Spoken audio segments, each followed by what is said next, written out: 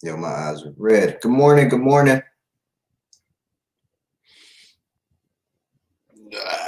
Stretch it out. Stretch it out. All right. Let's see. Make sure we are good. If you are watching on Facebook, go ahead, drop a comment. Let me know what you're doing this morning. Say hello.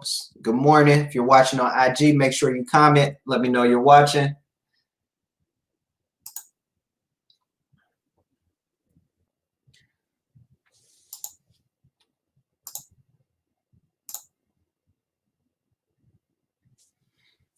I'm going to give it a couple minutes. Let everybody get logged on. I see you. I see you. Good morning. Good morning.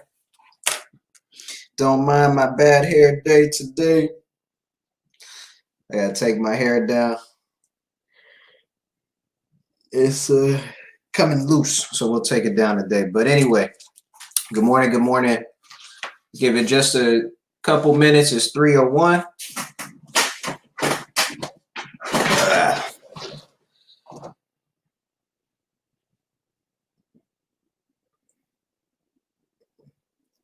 If you're watching on Facebook, drop a note in the comments. Man, I can't believe my hair is coming down. I should have took it down last night, but it's all right. I was hoping I could squeeze out through the morning, but it's certainly coming down.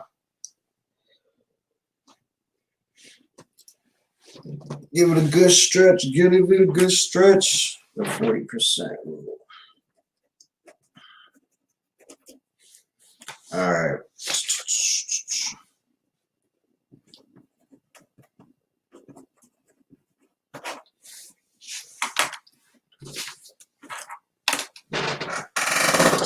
What's up, Byron? What you got going on, brother? It's 3:02 a.m. We'll give it another minute. I'll go ahead and get started. If you're watching, let me know you're watching. If you're watching on Facebook, let me know you're watching.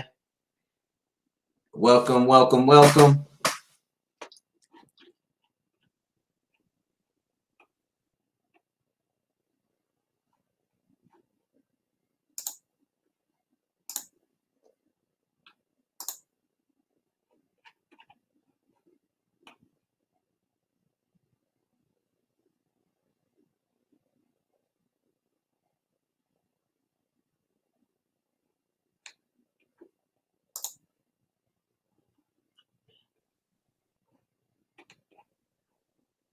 Welcome, welcome, welcome.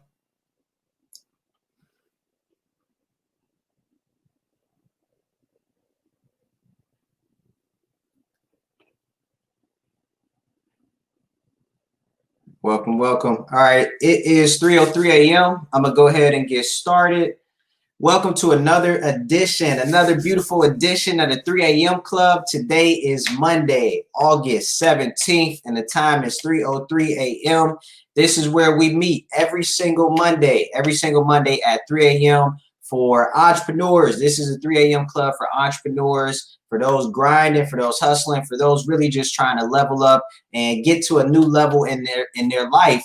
I like to get together on Mondays really early just to start the week off strong, try to start the week with some motivation, some discipline, some execution, and just really get started and start that grind out on a whole nother level. So I always appreciate you all for making that sacrifice to get up at 3 a.m. I know some of you are just getting ready to go to bed, whether you're getting up, getting ready to go to bed.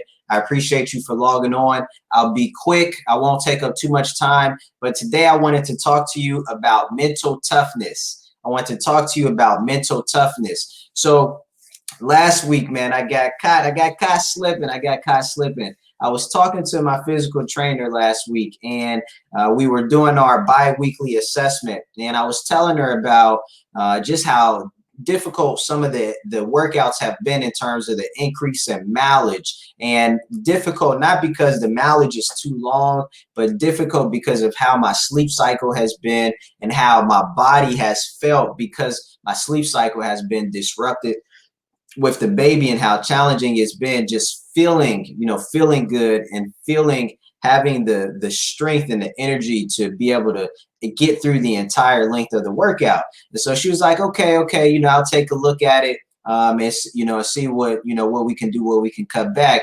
But you know, mental toughness, you got to increase your mental toughness. And on the other side of mental toughness is where you'll see the results. I was like, okay, you know, she got me. I was like, you know, and I told her, I was like, I'm not really, you know, trying to make excuses. I'm just telling you, like, this is how I feel. I feel very tired, you know, at the workouts, you know, at the end, feel a lot. You know, the running particularly, you know, feels a lot more difficult than it normally does when I have adequate sleep. And so I thought about that. You know, I thought about her comment a lot. And funny enough, I had actually had a couple books on my Amazon wish list about mental toughness, particularly around developing mental toughness in the capacity of the military and the capacity of being in the Army or the Navy or the Marines. I actually have some really good books from all three branches. But anyway, I was like, you know what? Now is a good time for me to go ahead and purchase one of those books. So I ordered one of the books. It came within 2 days. And actually, here's the book here. It's a very quick read, if you're watching this. The book is called Navy SEAL Self-Discipline, and it's how to develop the mindset, mental toughness, and self-discipline of a U.S. Navy SEAL, written by Dominique Mann. And it's not a very thick book. In fact, when the book first came, as you can see, it's a very thin book. But when the book first came, and, you know, I first started to read it, I was kind of disappointed. I was like, this book is, you know, it's really basic, because the book is really straightforward. There's no fluff. There's no filler. It's really straightforward. The print is extremely wide. As you can see, print doesn't take up a lot of the pages. So I was like, man, the book isn't really that good. But as I started to read it, I realized that everything that I needed from this book was actually inside, and all I had to do was get through the book. It was a quick 30-minute read or so. Got through the book, pulled out the principles, and as I was reading it, I was able to see just really how much credit I hadn't been giving myself for the level of mental toughness that I had developed over the course of my life. But I was also able to see where I could improve in terms of my mental toughness and my self-discipline. So the book, I'll tell you a little bit about the book. The book basically takes different quotes and different bits of information from other Marines who have written books, and it distills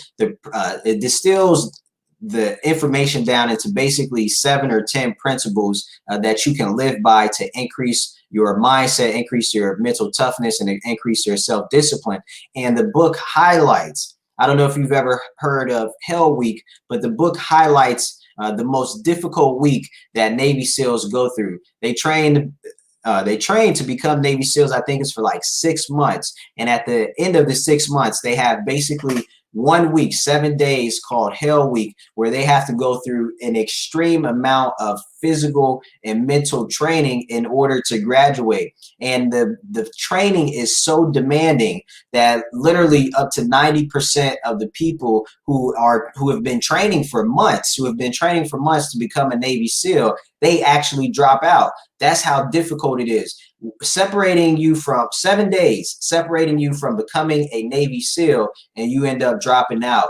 That's how difficult this week is, and it's called Hell Week. They said that it's so bad that it's said that the soldiers could eat up to 7,000 calories a day and still lose weight at the end of the 7 days. And they're basically engaging in some form of physical activity for upwards of 20 to 22 hours a day for 7 days straight. All right, I'll repeat that one more time. They are engaging in some level, a very high level, some level of physical exertion for upwards of 20 to 22 hours a day for 7 straight days. So over the course of that 7 days, they're getting 2, 3, maybe if they're lucky, they might get 4 hours of sleep within a 24-hour cycle.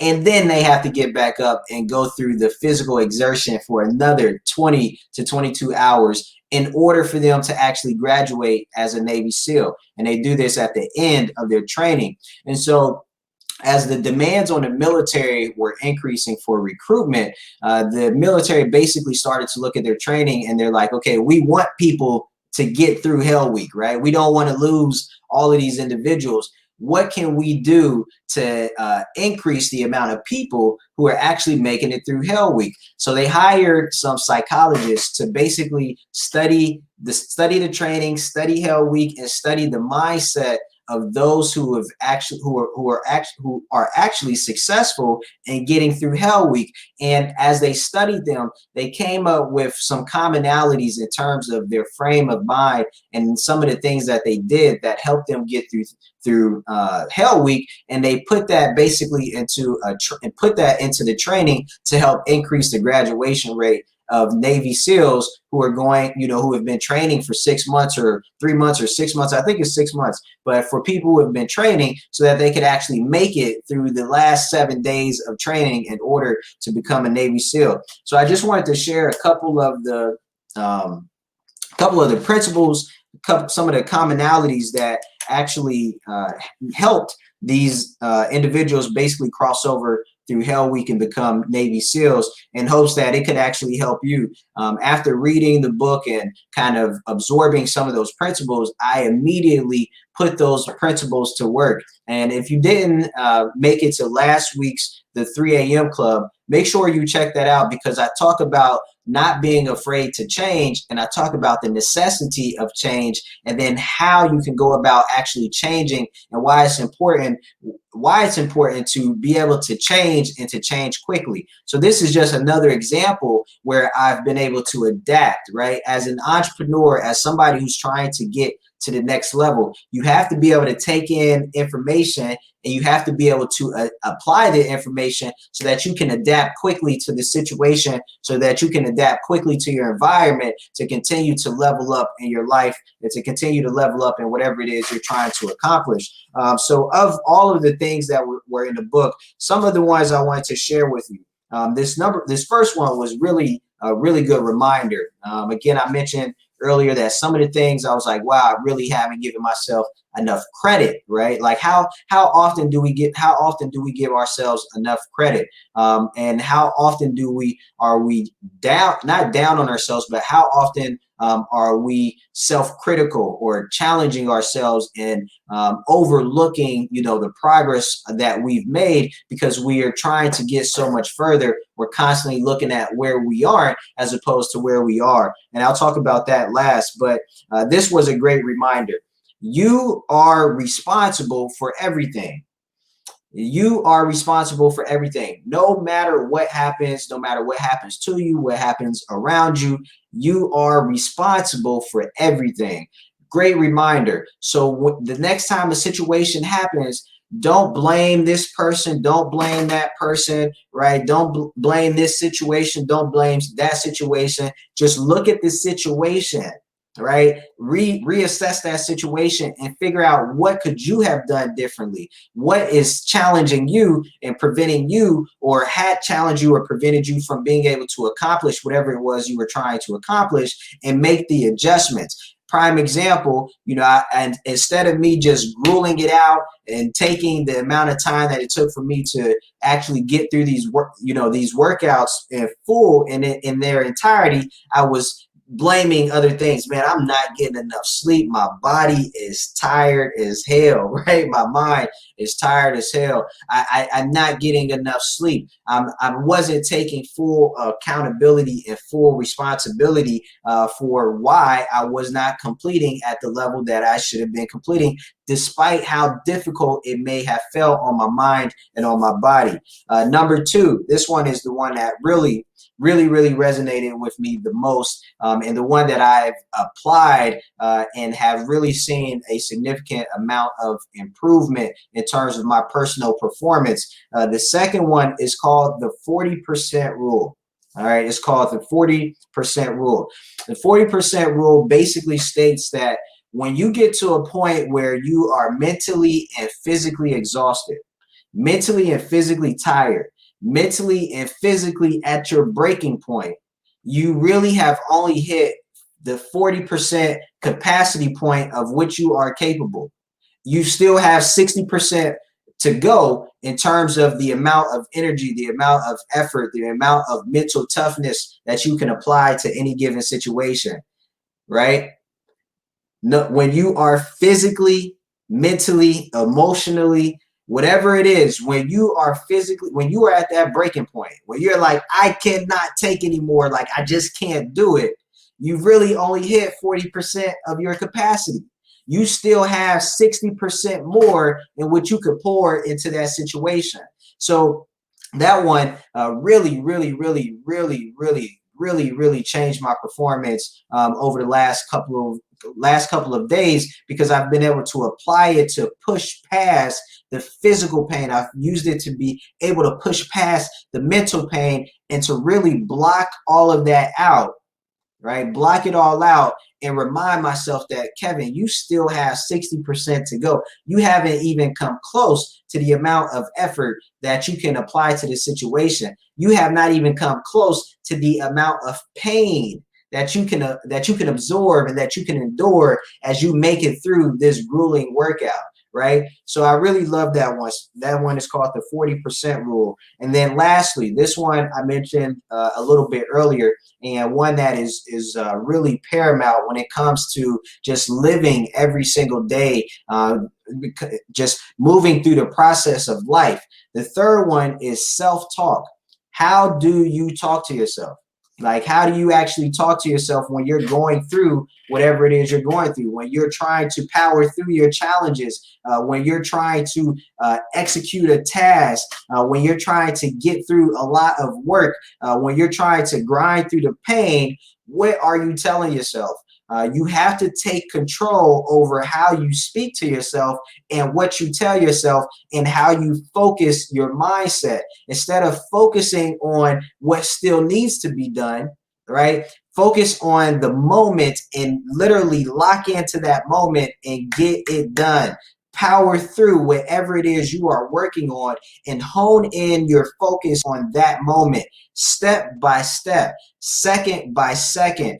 Make little goals here and there en route to the bigger goal, right? They talked about being able to set smaller goals en route to this larger goal. And as you're getting through those little goals, talking to yourself in a more positive manner, right? Encouraging yourself in a more positive manner and not allowing your mindset to tell you the things that it naturally tells you. I don't know why it seems like our minds and our bodies in a way are naturally against us, right? Like we tend to tell ourselves negative things, or we tend to look at situations in a more negative light. And I think in a way it's kind of a natural way that our body is designed to force us to grow, so that we overpower that discomfort, right?